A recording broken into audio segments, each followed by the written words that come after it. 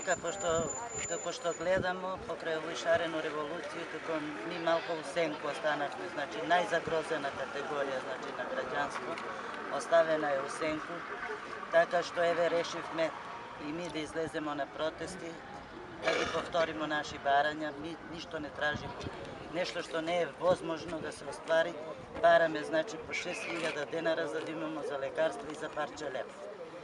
Како што сами знаете, влада на Република Македонија не поведе ред за оваа категорија на бивши работени, мада имамо уставно право по член 32 да бидеме обештетени, него на два наврата не и цепкаше, делеше, така што не можемо да бидеме мирни, зашто секој ден по еден, двајца остечени работници умираат. Имају и се разболуваат с мождани удари, с срчани удари, така што и да сакаме да седиме, ние не можеме да седиме. Јас се можем да сватим, ама не можу да сватим дека на свашта се значи фрља сва паре, а немаше да се дава 6000 денара за оваа категорија на работници. Колку имате прилike, според ваши проценки, членови на УНИТ и од соседните градови на ниво на Македонија, конкретно од Куманово? Па управо тоа што реков дека морталитет нам е многу повеќан и тоа што е застрашувајуќе, значи над 67%, така што од 6000 значи стечени работници останавме на 4000 стечени работници. Тоа е значи катастрофа.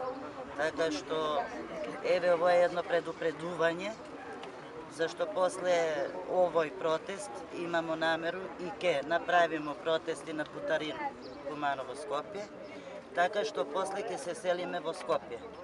Ќе се блокира значи раскрснице и ќе се бара значи с стране амбасаде разговори и да се објасни на амбасадори какав народ и како живи оние што су стварали, што су градили едно време и што су работали по над 25 година, 30 година да су на уличари. Уште еднаш, ако може да ги прецизирате барањата, дали се однесува и за мажи и за жени исто, на иста возраст? Па вака, 52 години жена, 55 маж. Зашто ми немамо повеќе 50 годишни луѓе, остаревме сите, така што значи качивме една стапка на старост на овој, за старост. Инаку оној важи 15 година минимум да има стаж, зашто така важи и во сама Република Македонија сам закон.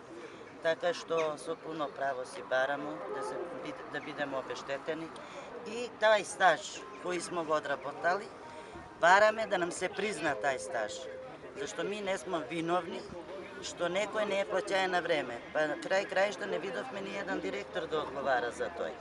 А имашмо закон, чак што више и со затворска казна до 5 години. Така што најмалку виновни, а највеќе на улица.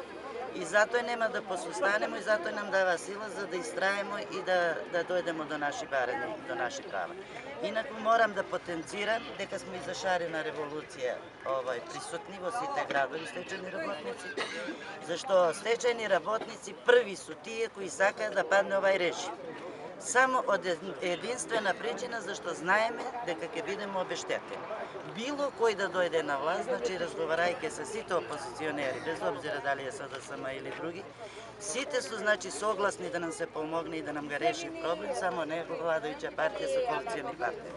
Така што ми смо тие што сакамо први да падне Груевски овој владење и не владење уствари. И да почне Македонија да иде напред и ми да бидеме колку толку нормални граѓани на овој општество.